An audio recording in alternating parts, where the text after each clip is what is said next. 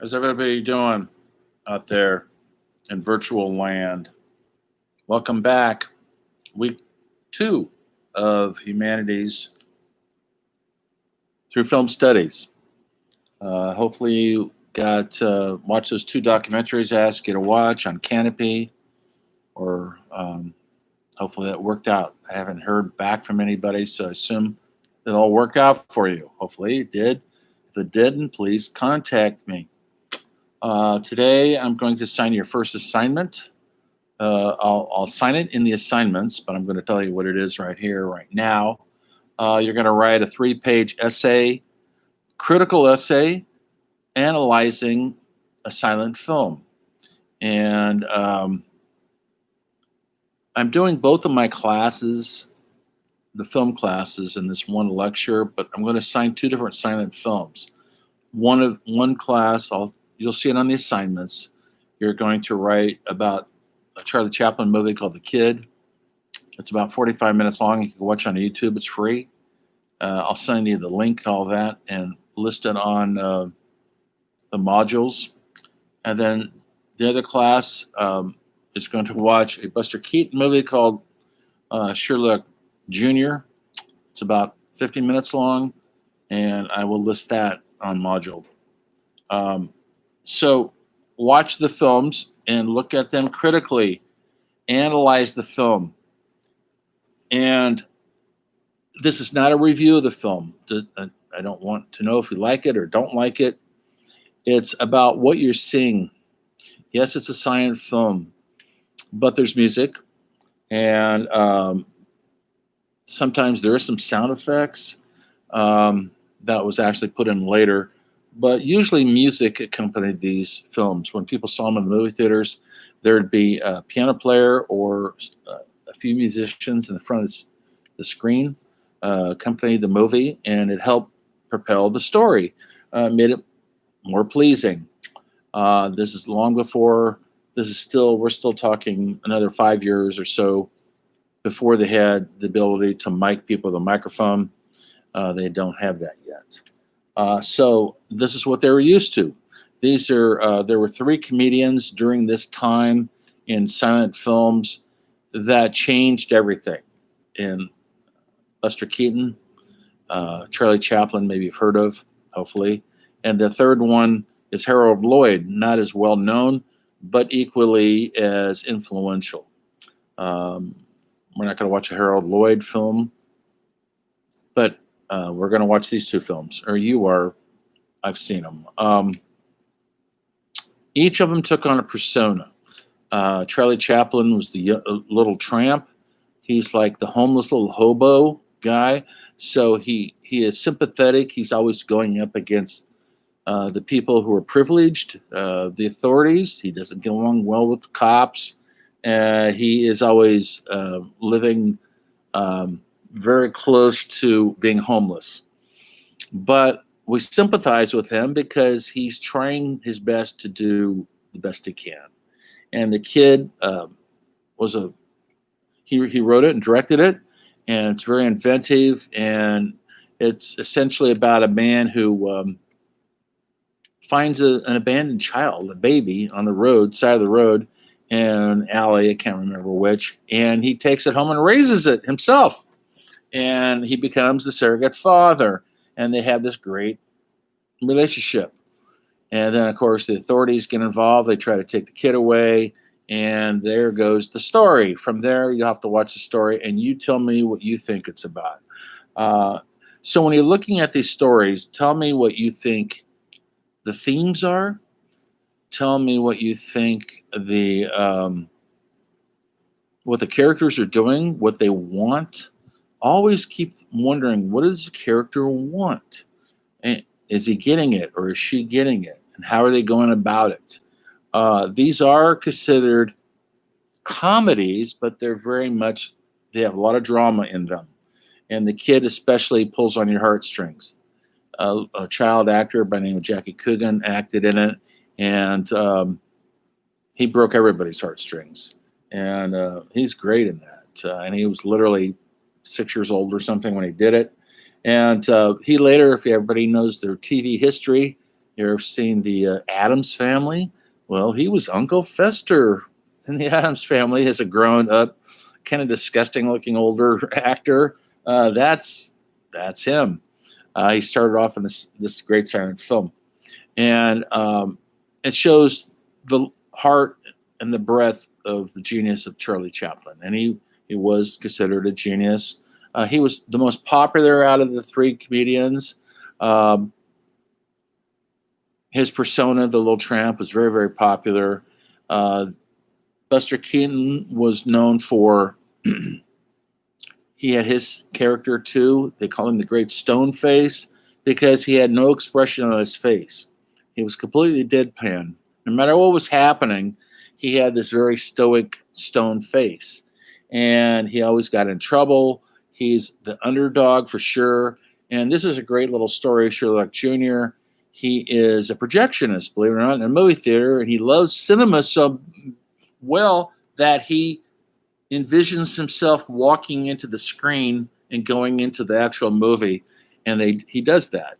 And it's very clever how they do that. We got to remember, guys, this is old technology, long before we had computer technology and CGI and all that. This is old school, and they had to do it through double exposure, through all sorts of interesting cinema trickery of the day, and tell a story in a convincing way, and they do. And so these films are great examples of that. They're the underdog guy, male. There wasn't very many females in these days. There are some, absolutely. Mary Pickford is probably the most famous one. There's also Brooks, who was known. She was great. Pandora's Box. I wish I could show you all this stuff or make you suffer through it. But if you ever, Louise Brooks, if you ever see her film Pandora's Box, is like the first punk rock movie ever made. I mean, she looks like out of the gothic punk rock band. She kind of invented that look that gothic punk rock girls still look like that. If you know the bands I'm talking about, Susie and the Banshees, L7, Bikini Kill, Patti Smith. If you know these bands, the Slits, they were very much influenced by this woman here who made these movies and in a very she was very free in these movies. She was never married in the movies. She was smoking cigarettes. She had her hair cut, which was radical for the times. She was always very independent in her films. Pandora's Box is a great example of that. But there's so many other. Then the other third comedian was Charles Lloyd and Harold Lloyd. That's Charlie Chaplin. Harold Lloyd, and his persona was kind of the everyman, kind of nerd, like the college student who can't get the girl, sort of like that. If you know Woody Allen, the comedian filmmaker who's been working for 50 years, Woody Allen got a lot of his character development from Harold Lloyd. If you look at Harold Lloyd movies, he's always kind of the quiet, nebbish. He's not going to get the girl. He wears glasses. That's his thing, and he gets into lots of physical trouble. And these movies are very, very physical. He did a movie. If I was in class right now, would show some clips. We're not there, but he did a film called Safety First, where he actually climbs a building. I think some of the documentary I made you guys watch last week has some of those excerpts in there. Maybe you saw it. They actually climbed this, and he physically climbed that building, folks. And it was really dangerous what he did. And he was really a bold innovator when it came to physical comedy. So was Buster Keaton. All three of them were. And they would time they didn't use stuntmen in those days. They didn't have camera trickery. They had to do it for reals. And all of them were injured at one time or another, badly. And Harold Lloyd even had half his hand blown off in an explosion. And he kept working, though. He lived until the 70s. So these are really renegade revolutionary filmmakers. So You're going to watch those two. Each class is going to watch a different film. I'll assign those. See it in assignments. I'll give you a week to do the paper. You'll have a week to watch the movie and write an analytical, critical analysis of the movie. I'll give you some heads up on the assignment, what I'm looking for, and make sure it's 3 pages. If it's not 3 pages, you'll lose points. I don't care if it's more than 3 pages, that's fine. I want you guys to go to 3 pages because 2 pages is just not enough. I used to make these things 2 pages and people would just cut them short. They'd give me a page and a half. They just start barely analyzing the film. Now, if and when you get your books in, this little book here, which I want you to get, Writing About Movies, should be in the bookstore hopefully soon, or you can buy it online. It's listed in the syllabus.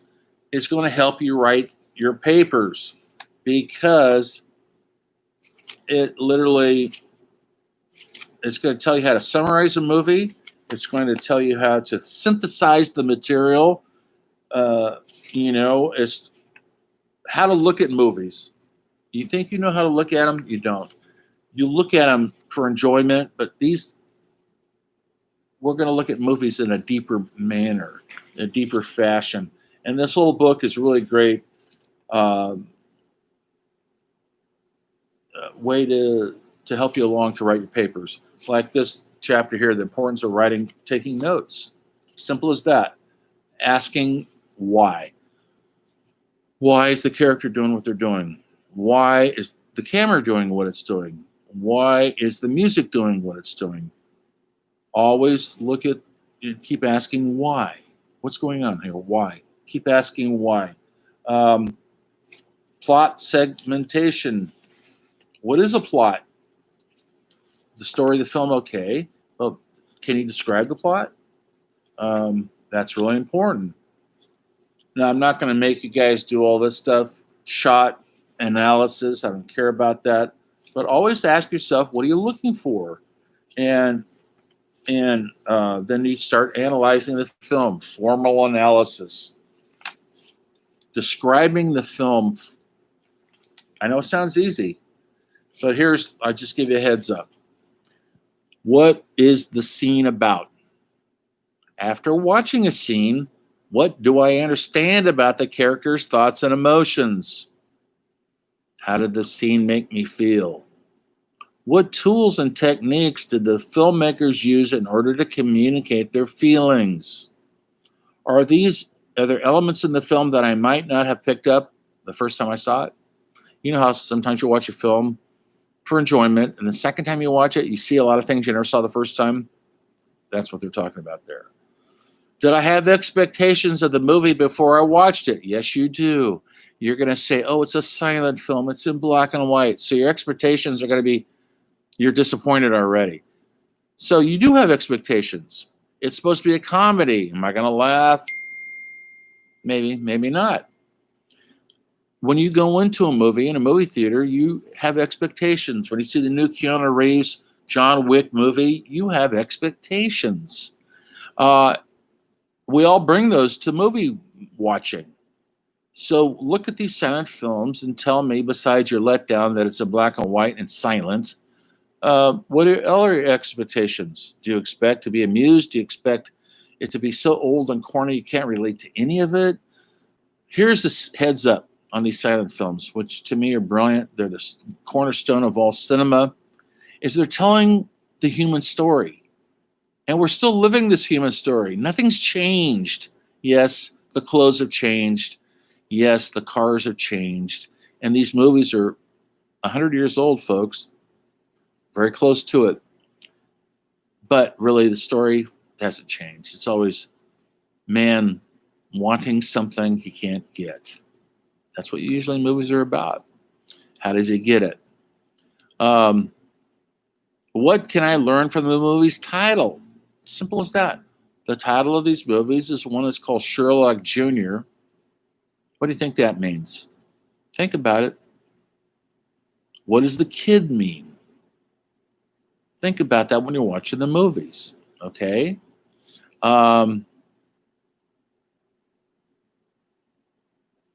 Watch the movie and look at the narrative. The narrative is the story. the storytelling.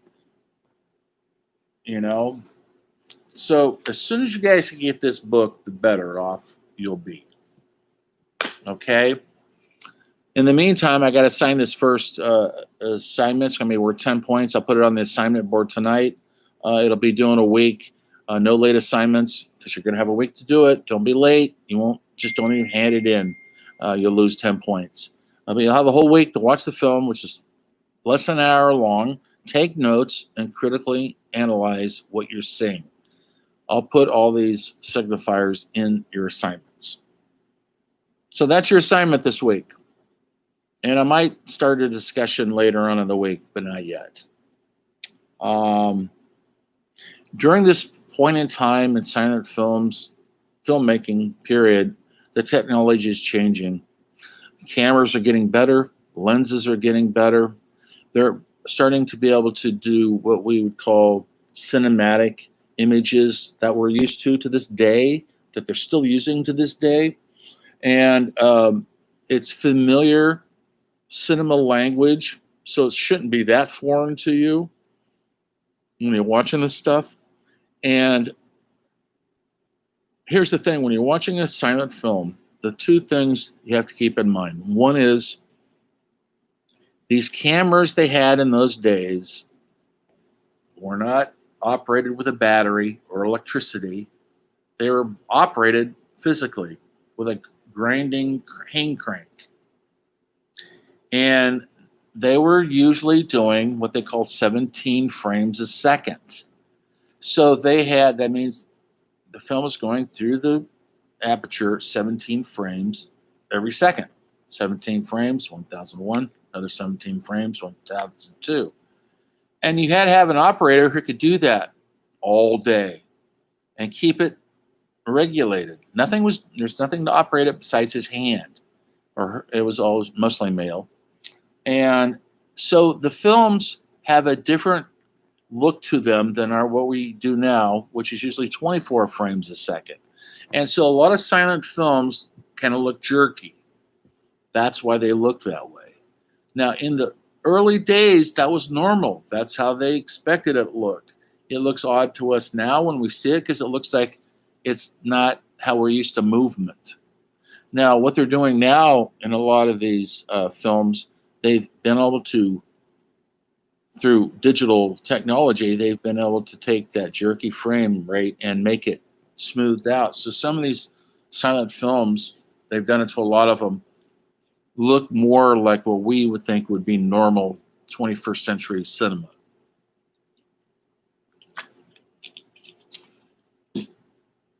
Also, keep in mind the acting is more broad. They use a lot of hands gestures. They use a lot of facial expressions. It's called pantomiming because they couldn't speak. They're speaking in the movies. You can see their mouths going, but we can't hear them.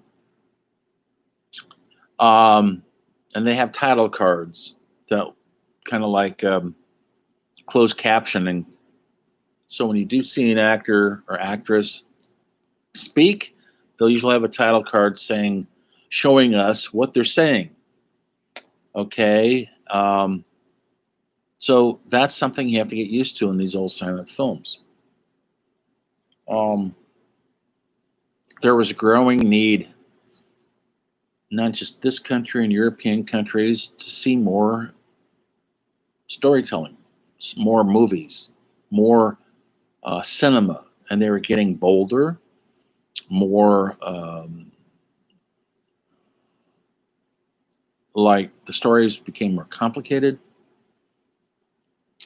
Maybe you saw in that documentary I made you watch last week, the story of film. We had the silent film, the 1915 silent film,